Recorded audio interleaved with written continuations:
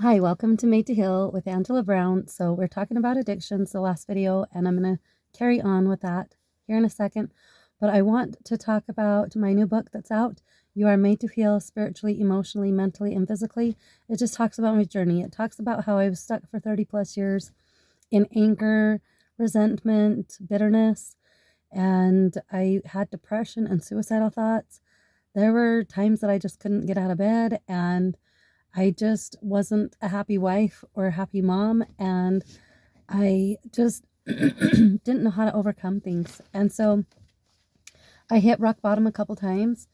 And the last time I hit rock bottom was 2015, in the fall of 2015. And I called out on Christ. And it was several times that I had to call out to him. And I, from that moment on, that particular experience that I had one evening, I have not had depression or suicidal thoughts. I have been led on this journey of healing the last 9 years, and I'm telling you, the healing journey is continuous. It's just not a one and done thing. It happens on a daily basis. And so I just share my beautiful experience. It was miraculous for me, and I know that it was such a huge transformational change in me, and I know that it could happen for everyone else as well that is seeking to grow spiritually, emotionally, mentally, and physically. This book was written for all teens and adults alike. And maybe you feel like you don't have any of the harsh issues that I had, but you know what? There are lots of out of the box ideas how to connect better with God and Christ and yourself and others around you to have a better connection. And I just feel like we're losing that with technology, and our kids face things that we never had to face as kids. If you are in your 30s, 40s, and 50s, and 60s and 70s, our young kids have things that they are facing that we never had to even imagine. And so it's important to just be on this healing journey of growing. And anyway, check out that link in the comments below. So now I'm going to get into the addictive behaviors. Sometimes we think we have an addiction and we really don't. It's not.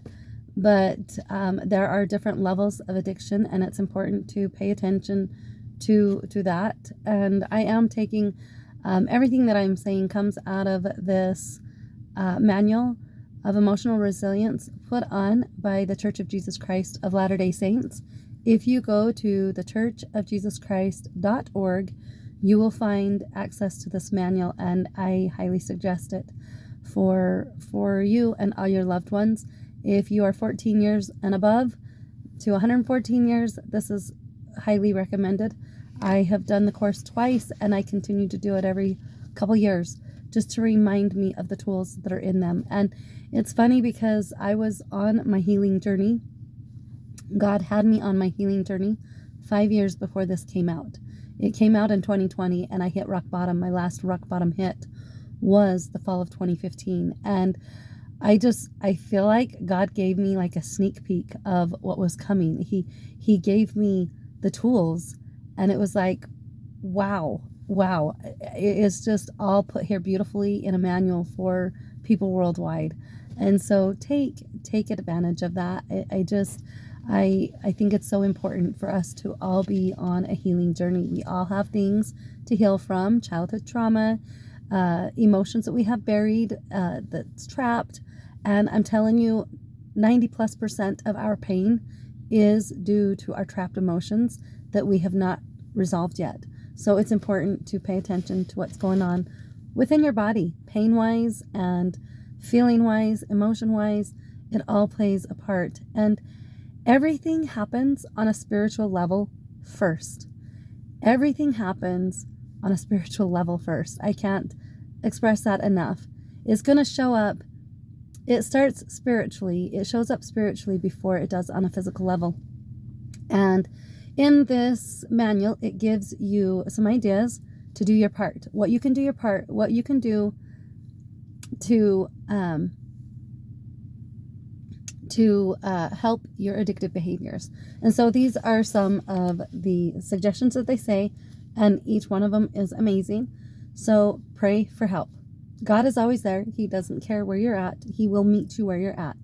So prayer is the number one key, the number one tool that we can all use and that we all have access. The cool thing about prayer is you don't have to have a certain degree. You don't have to have a certain standing within your community. You don't have to have criteria in order to approach God. God wants all of us to approach him, and we are all free to do so, but it's our choice. So pray, include him in your journey. Find hope.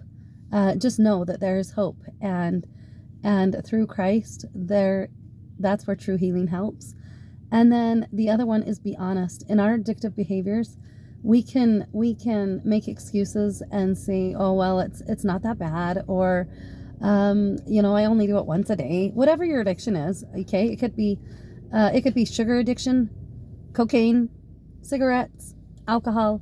Addiction is addiction, right? Sugar is up there for an addiction for most people. And so be honest with yourself, because addiction gains power in secrecy.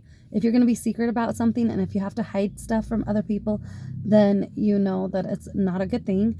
Connect with others. It's important to connect with others and communicate with them and let them know your struggles. Let them know what you're working on. Let them know what you're overcoming so that they can help you in your corner achieve your goals. So that's important. And making a plan. Making a plan means have that goal, be directed. When we don't have a plan, we are just aimlessly wandering, and we don't have a direction, this goal point, this bullseye that we're hitting at. But if we have this plan, if we have these goals, then it keeps us focused. And the reason why we do what we do, it keeps us focused so that we can have a better impact on our choices. And then next is be accountable. Accountable to a friend, a family member, somebody that you could touch in with each day. Let them know how you did. Let them know if you failed. Let them know if you won, if you succeeded. It's okay. This is important to have this communication. And like I said, when we have that someone in our corner, they are going to say, hey, how are you doing? And then get support. We all know if our addictions reach a point where we need support. Our addictions, if it's secluding us from other people and it's causing us to be have secrecy with others, then that's when we know that our addiction is a problem. If we are in shame and guilt and all this stuff, we are in trouble, and that's when we need support. Speak with a church leader, your family members, close friends. They are there to help you. And professional help, right? We need professional help when there are things that we just can't do on our own. And always remember that you are a child of God. You, first and foremost, are a child of God. And Satan wants you to be miserable in your body. You got to get a body. You're here. You chose this plan to be here and to grow spiritually, emotionally, mentally, and physically. You chose this. And Satan did not.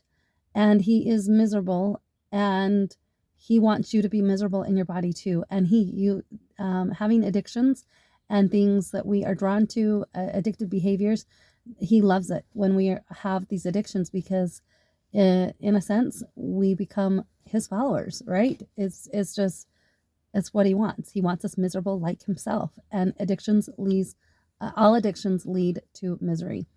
And then the last one is don't give up. Don't give up on yourself, because every soul is worth fighting for. Jesus leaves the 99 to go get that one. And you are that one.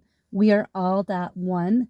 And so it's important to just keep moving forward and not giving up. So God bless. Please like and subscribe to my channel. Share it with others.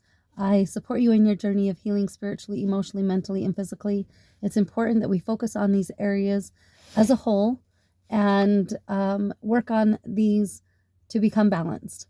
Just each week, see what you're going to do in each of these areas. We can't do everything all at once, okay? It's impossible to work on everything all at once, because our minds and our bodies were physically designed by God to do one thing at a time.